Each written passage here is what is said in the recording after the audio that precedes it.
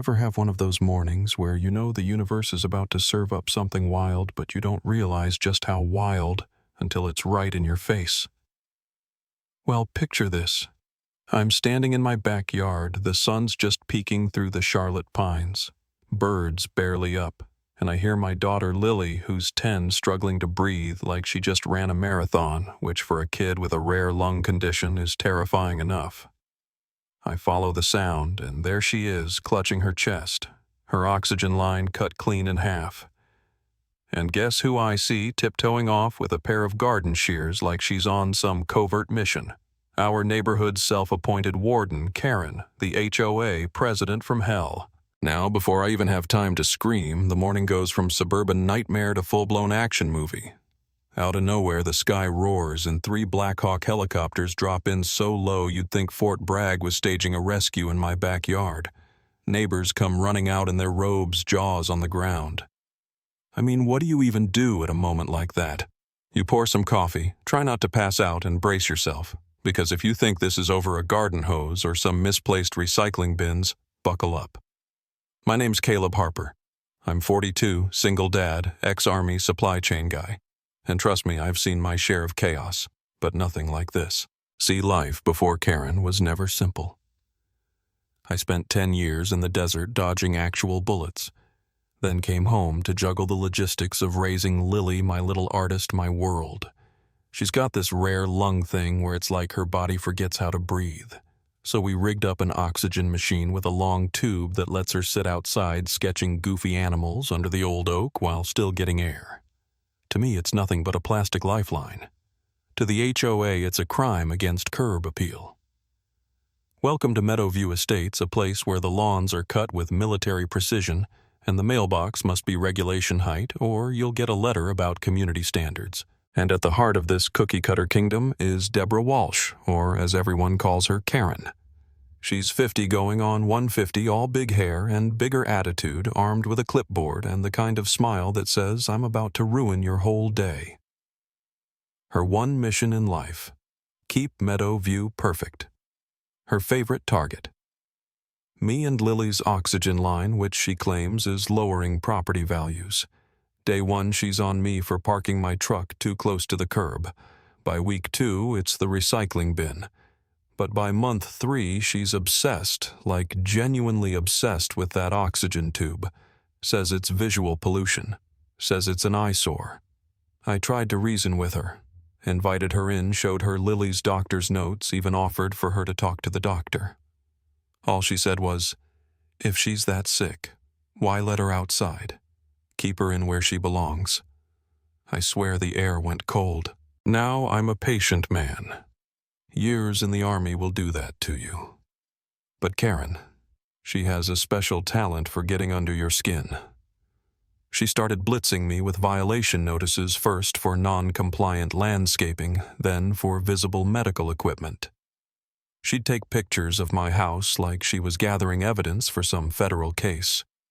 She started talking to the neighbors, saying my family was lowering standards. Pretty soon, folks stopped waving. You ever watch your kid notice people suddenly ignoring her dad? "Why does everybody seem mad?" she asked me one night. Let me tell you, that hits you right in the gut. Karen didn't just want my compliance, she wanted to make us pariahs. She'd call emergency HOA meetings just to rant about our ugly medical setup.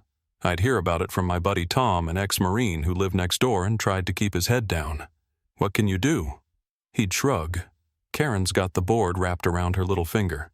But she started getting bolder, gossiping in front of Lily. One day Lily came inside, eyes down, and said, "Mrs. Walsh says my tube's ugly. Is it making the street look bad?" I hugged her tight and told her she was the best thing in this whole neighborhood, but inside I was done being nice.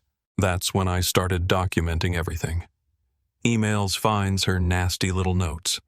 I installed a camera out back, military grade, because you don't spend a decade in the Army and not pick up a few tricks. Tom noticed. He came over with a grin. "You ever need to put on a show?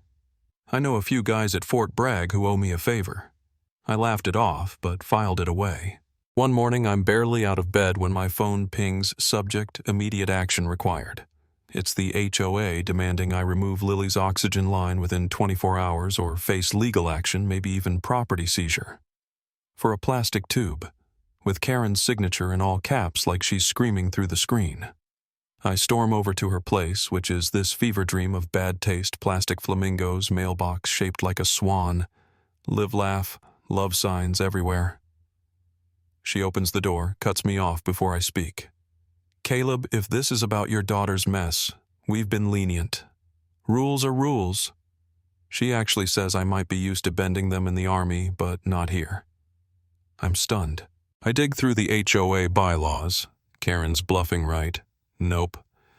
The rules are vague enough she could outlaw sunlight if she wanted. Next thing there's an HOA meeting and I'm the main event. Karen's got a PowerPoint. First slide is a photo of Lily's oxygen tube captioned "Unacceptable Visual Pollution." Next slide is a graph blaming our house for lowering home values. Neighbors are whispering, some nodding along, others just avoiding my eyes. We'll vote on enforcement next week, Karen announces, smiling at me like she's already won. That night, I call Tom venting. She's got everybody thinking Lily's a threat to their property values. He chuckles, the kind of laugh you hear before something wild happens. Don't fight her on her terms, he says, change the battlefield. Ever seen a Black Hawk up close? I thought he was joking, but Tom's the kind of guy who once got a tank to show up at a bachelor party. I just nodded and said, do what you gotta do. But Karen wasn't done. She took her crusade online, posting photos of Lily's tube in the neighborhood Facebook group, red circles, and all asking, who wants to live next to this? The comments, man, they hurt. People I thought were friends piling on. Moved to a trailer park. Ugly. Lily saw it before I could delete the app. Dad, am I making the street ugly? She asked, eyes watering. No, baby, I said. You're the only beautiful thing about this place. But I was done playing defense. I ramped up the cameras, started saving every digital breadcrumb. Then the final straw, Karen called the city, said Lily's machine was a fire hazard. I lost a whole day at work proving it wasn't. The inspector sighed, said, she does this all the time. My boss at the base was getting fed up with my distractions. I was tired. Lily was hurting. But Karen was about to find out just how much fight I had left. I get home from a brutal shift one day and there's a neon orange eviction notice taped to my door, remove the medical obstruction in 24 hours or get kicked out, citing some obscure clause. I call Tom. He's cool as ever. Keep your cameras rolling, Caleb. Trust me, I didn't ask questions. And then it happens. Saturday morning, barely light out. Lily's scream cuts through the house. I bolt outside her oxygen tube as sliced air hissing and she's gasping for breath. I grab the backup, get her stable heart hammering in my chest. Check the security cam. There she is, Karen, black hoodie garden shears, snipping the line and grinning right at the camera. That's when my phone buzzes. Tom, check the sky. And right then the ground starts rumbling. 3 Blackhawks sweep in wind, whipping through the pines, shaking windows and waking up every neighbor in Meadowview.